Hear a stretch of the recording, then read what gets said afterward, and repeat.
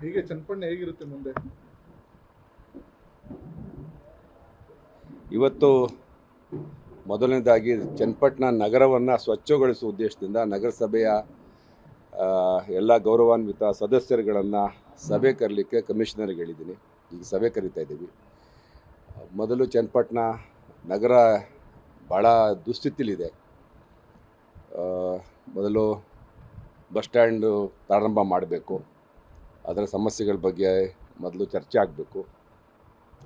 ಕಸದ ಸಮಸ್ಯೆ, UGD ಸಮಸ್ಯೆ, ಮೂಲಭೂತ ಸೌಲಭ್ಯಗಳ ಕಡೆ ಗಮನ ಕೊಡಬೇಕು. ನನಗೆ ಕಳೆದ 6-7 ವರ್ಷಗಳಿಂದ ಕುಮಾರಸ್ವಾಮಿಯವರು ಮಾಡಿರ್ತಕ್ಕಂಥ ಅಧ್ವಾನವನ್ನು ಸರಿ ಮಾಡಬೇಕು. ಅವರು ನಗರಸಭೆ ಬಗ್ಗೆ ಏನೂ ಆಸಕ್ತಿ ತಗೊಂಡಿರಲಿಲ್ಲ, ಏನೂ ಕ್ರಮ ತಗೊಂಡಿರಲಿಲ್ಲ.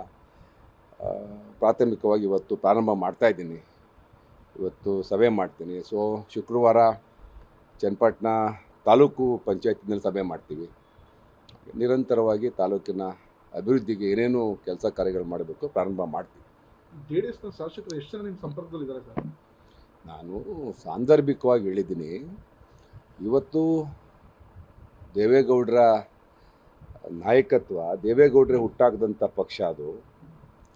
ದೇವೇಗೌಡರಿಗೆ ಏನು ವಯೋಸಹಜ ತೊಂದರೆಯಿಂದ ಅವರು ಇವತ್ತು ಪಕ್ಷವನ್ನು ಮುನ್ನಡೆಸೋಕ್ಕೆ ಆಗ್ತಾಯಿಲ್ಲ.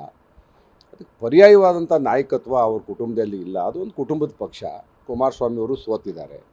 ಅವರ ನಾಯಕತ್ವದಲ್ಲಿ ಕಳೆದ ವಿಧಾನಸಭಾ ಚುನಾವಣೆಯಲ್ಲಿ ಕೇವಲ 18-19 ಜನ ಗೆಲ್ತಾರೆ. ಅದೇ DK ಶಿವಕುಮಾರು ಕರ್ನಾಟಕ ಪ್ರದೇಶ ಕಾಂಗ್ರೆಸ್ ಸಮಿತಿ ಅಧ್ಯಕ್ಷರಾಗಿ 136 ಸೀಟ್ ಗೆಲ್ತಾರೆ. ಈಗ ಹೋಲಿಸಿದಾಗ ಅವರ ನಾಯಕತ್ವ ಇದೇನೇ ಕ್ಷೀಣಿಸ್ತಾ ಇದೆ. ಅದರ ಇತ್ತೀಚಿನ ಸಾಕ್ಷಿ ಅಂತ ಅಂದರೆ ಚನ್ನಪಟ್ಟಣ ಉಪಚುನಾವಣೆಯಲ್ಲಿ ದೇವೇಗೌಡರು, ಕುಮಾರಸ್ವಾಮಿಯವರು, ಅವ್ರ ಇಡೀ ಕುಟುಂಬ ಅವರೆಲ್ಲ ಹೋರಾಟ ಮಾಡಿದ್ರು ಕೂಡ ಜನ ಅವ್ರನ್ನ ತಿರಸ್ಕಾರ ಮಾಡಿದ್ದಾರೆ. ಅದು 25,000 ಅಧಿಕ ಮತಗಳಿಂದ. ಹಾಗಾಗಿ ಆ ಪಕ್ಷ ದಿನೇ ದಿನೇ ಸವಿತಾ ಇದೆ. ಅದು ನೆಮ್ಮದಂಥ ಶಾಸಕರು ಸಾರ್ವಜನಿಕವಾಗಿ ಅವರು ಸಮರ್ಥವಾಗಿ ಕೆಲಸ ಮಾಡೋಕ್ಕೆ ಆಗ್ತಾಯಿಲ್ಲ. ಹಾಗಾಗಿ ಭಾಳ ಜನ ನೊಂದಿದ್ದಾರೆ. ಇವರ ಆಡಳಿತ ವೈಖರಿ, ಇವರ ನಡವಳಿಕೆಯಿಂದ ನೊಂದಂಥ ಶಾಸಕರನ್ನು ನಾವು ಏನಾದ್ರು ಮನಸ್ಸು ಮಾಡಿದ್ರೆ ಅವ್ರ ಪಾಪ ಅವ್ರಿಗೆ ಬೇರೆ ಅವಕಾಶಗಳನ್ನು ಕಲ್ಪಿಸ್ತಕ್ಕಂಥ ಪ್ರಯತ್ನ ಮಾಡ್ಬೋದು. ನೋಡಿ, ಅನಾವಶ್ಯಕವಾಗಿ ಬಂದು ನನ್ನ ಮೇಲೆ ದಾಳಿ ಮಾಡಿದ್ರು. ಈಗ ಕುಟುಂಬ ಸಮೇತ ಬಂದು ದಾಳಿ ಮಾಡಿದ್ರು. ಪಕ್ಷವನ್ನೇ ಪಣಕ್ಕಿಟ್ಟು ಹೋರಾಟ ಮಾಡಿದ್ರು. ದೇವೇಗೌಡರು ಈ ಒಂದು ಇಳಿ ವಯಸ್ಸಿನಲ್ಲಿ ಬಹಿರಂಗವಾಗಿ ಪಂಥಾಹ್ವಾನ ಕೊಟ್ಟರು. ನಾನು ಗೆಲ್ಸ್ಕೊಂಡೇ ಹೋಗ್ತೀನಿ ಮೊಮ್ಮಗನ ಅಂತ ಹೇಳಿದ್ರು. ಅವರೆಲ್ಲ ಒಂದು ರೀತಿ ಈ ಕುಟುಂಬ ರಾಜಕಾರಣವನ್ನು ಸಾರ್ವಜನಿಕರು ಹಳೆ ಮೈಸೂರು ಭಾಗದಲ್ಲಿ ಒಕ್ಕಲಿಗ ಸಮುದಾಯ ಹೋಗ್ತಾ ಇಲ್ಲ. ನಾಯಕತ್ವ ಬದಲಾವಣೆ ಆಗಬೇಕು. ಹಾಗಾಗಿ ಪರ್ಯಾಯ ನಾಯಕತ್ವವನ್ನು ಹುಡುಕ್ತಾ ಇದೆ ಸಮುದಾಯ.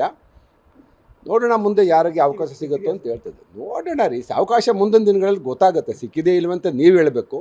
ಬಟ್ ದೇವೇಗೌಡರ ಕುಟುಂಬದಿಂದ ಆಚೆ ಬರಬೇಕು ಅಂತ ಸಮುದಾಯ ಸ್ಪಷ್ಟವಾಗಿ ಇವತ್ತು ತೀರ್ಮಾನ ಮಾಡಿರೋದು ಈ ಚುನಾವಣೆ ಫಲಿತಾಂಶದಿಂದ ಗೊತ್ತಾಗ್ತದೆ. ಅವರು ಕುಟುಂಬದಲ್ಲಿ ನಡೆದಂಥ ಹಲವಾರು ಬೆಳವಣಿಗೆಗಳಿಂದ ಸಮಾಜ ಬೇಸತ್ತಿದೆ.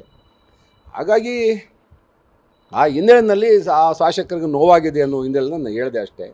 ನಾನು ಯಾವ ಸಂಪರ್ಕ ಮಾಡೋಕ್ಕೆ ನನಗೇನು ಮಾಡೋಕ್ಕೆ ಕೆಲಸ ಇಲ್ವೇನ್ರಿ. ತಾಲೂಕಲ್ಲಿ ನನಗೆ ಜವಾಬ್ದಾರಿಯುತ ಸ್ಥಾನದಲ್ಲಿದ್ದೀನಿ, ನನ್ನ ಕೆಲಸ ಇದೆ. ಅವಕಾಶ ಸಿಕ್ಕಿದ್ರೆ ಅವರು ಎಲ್ಲ ನಮ್ಮ ಸ್ನೇಹಿತರಿದ್ದಾರೆ, ವಿಶ್ವಾಸದಲ್ಲಿದ್ದಾರೆ ಅನ್ನೋ ಮಾತನ್ನು ಹೇಳಿದ್ದೀನಿ ಅಷ್ಟೇ. ಸಾಂದರ್ಭಿಕವಾಗಿ ಹೇಳಿರೋದು ಅದೇ.